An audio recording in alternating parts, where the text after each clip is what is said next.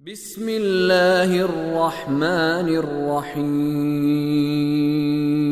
وَأَمَّا مَن جَاءَكَ يَسْعَى وَهُوَ يَخْشَى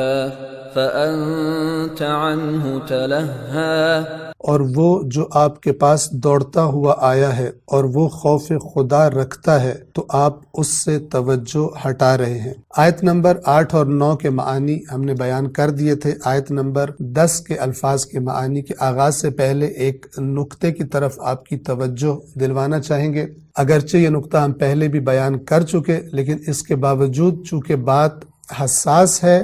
اور بات کا ہمیں بالکل واضح انداز میں پتہ ہونا چاہیے، اس لیے اس کی ہم تکرار کر رہے ہیں۔ جیسا کہ ہم نے گزشتہ درس میں حدیث بھی آپ کی خدمت میں عرض کی، خود رسول اللہ کی حدیث کہ جو کسی مالدار کا مال کی وجہ سے احترام کرتا ہے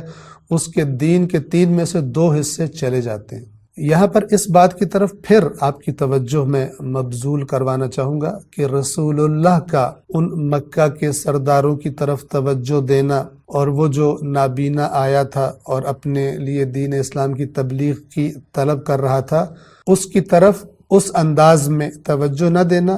اس میں معاذ اللہ رسول اللہ کی اپنی ذات کا ہرگز عمل دخل نہیں تھا۔ خود قرآن مجید نے رسول اللہ کے جو اخلاق کی گواہی دی ہے اور خود رسول اللہ کی جو اپنی زندگی ہے اور اپنی زندگی میں جو غرباء کے ساتھ رسول اللہ کا اٹھنا بیٹھنا ہے اور غریبوں اور مسکینوں کے دردوں کی جو دوا کرنا ہے، وہ اس قدر واضح ہے کہ یہ بات انسان کے ذہن میں نہیں آ سکتی۔ جو رسول پاک کی شخصیت سے آگاہ ہے،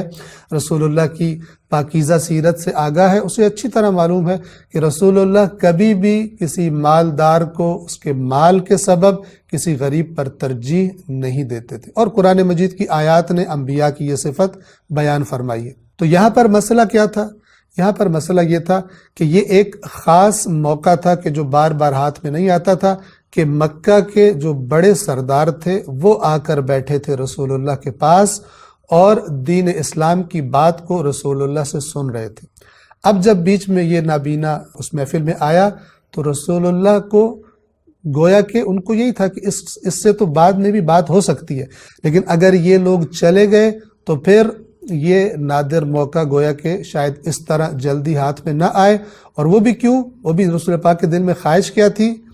خواہش یہ تھی کہ اگر ان میں سے یعنی مکہ کے سرداروں میں سے کوئی دین اسلام کو قبول کر لیتا ہے تو یہ سبب بنے گا دین اسلام کی ترقی کا، اور دین اسلام کی طاقت بڑھ جائے گی، اور گویا کہ وہ مظالم کہ جو رسول پاک پر ایمان لانے والے غرباء اور مساکین پر اور غلاموں پر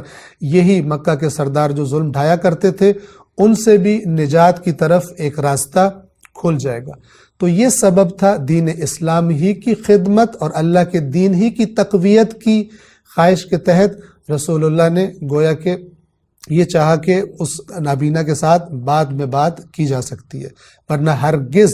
ایسا کوئی معاملہ تصور نہیں کیا جا سکتا کہ رسول پاک کسی کے مال کی وجہ سے یا کسی کے ظاہری معاشرتی بڑے مقام کی وجہ سے اس کو ترجیح دیں کسی غریب یا مسکین انسان پر۔ تو انشاءاللہ یہ نقطہ ذہنوں میں رکھتے ہوئے ہم آگے چلتے ہیں۔ آیت نمبر 10 کے الفاظ کے معانی آپ کی خدمت میں عرض کرتے ہیں۔ پہلا لفظ ہے فَأَنْتَ، 2 حصوں پر مشتمل ہے، فا اور انت۔ فا یعنی تو یا پس، انت یعنی تو یا آپ۔ ان ہو یہ بھی 2 حصوں پر مشتمل ہے، ان سے اور ہو وہ، اور یہاں پر ہم اس کا ترجمہ کریں گے اس۔ ان ہو یعنی اس سے، فَأَنْتَ عَنْهُ تو آپ اس سے، تَلَهَّى توجہ ہٹا رہے ہیں یا توجہ نہیں دے رہے یا بے توجہی اس کی جانب کر رہے ہیں۔ لفظ تلہا کے معنی کی طرف توجہ فرمائیں۔ اس کے بنیادی حروف لام، ہا اور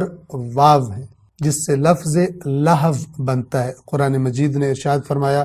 انما الحیات الدنیا لعب ولہو، دنیا کی زندگی کھیل ہے اور بیہودہ چیز ہے، جس کو ہم عام لفظوں میں کھیل تماشے سے ترجمہ کر دیتے ہیں۔ یہ لام، ہا اور واو لہو،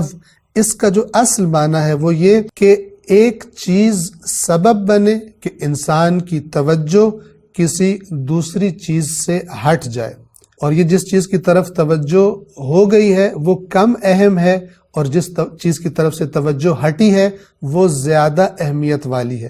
پس اس اہمیت والی چیز سے توجہ ہٹا کر کم اہمیت چیز کی طرف توجہ کر لینا، ایسا کرنے کو لہو کہا جاتا ہے۔ اور خود وہ چیز بھی کہ جس نے آپ کی توجہ اہم چیز سے ہٹا کر اپنی طرف کر لی ہے، اس چیز کو بھی لہو کہا جاتا ہے۔ اور سادہ لفظوں میں اس طرح بھی کہہ سکتے ہیں کہ کسی بامقصد کام سے ہٹ کر کسی بے سود کام میں لگ جانا،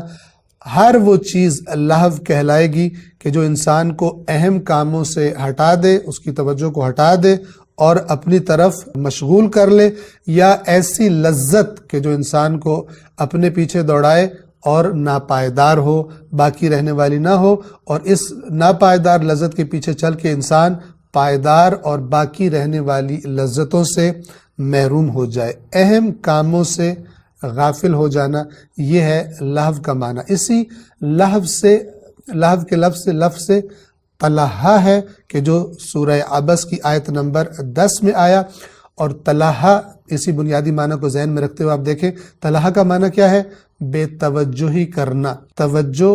نہ دینا، توجہ کو ہٹا لینا۔ آیت نمبر 10 کے ترجمے کی ہم تکرار کرتے ہیں، فَأَنْتَ عَنْهُ تَلَهَّا، تو آپ اس سے توجہ ہٹا رہے ہیں۔ بس یہاں پر قرآن کریم کیا فرمانا چاہتا ہے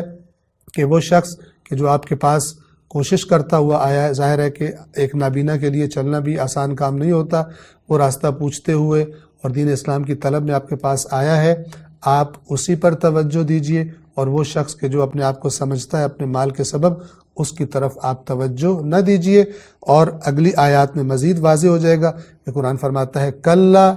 انہا تذکرہ، کہ خبردار یہ قرآن تو بس ایک یاد دہانی ہے، ایک نصیحت ہے، فمن شاء ذکرہ، تو جو چاہے اس نصیحت کو یاد کر لے، اس نصیحت کو حاصل کر لے، اور جو نہیں چاہتا تو پھر کسی کو زبردستی دین بتانا یہ آپ کی ذمہ داری نہیں ہے۔ والسلام علیکم ورحمۃ اللہ وبرکاتہ۔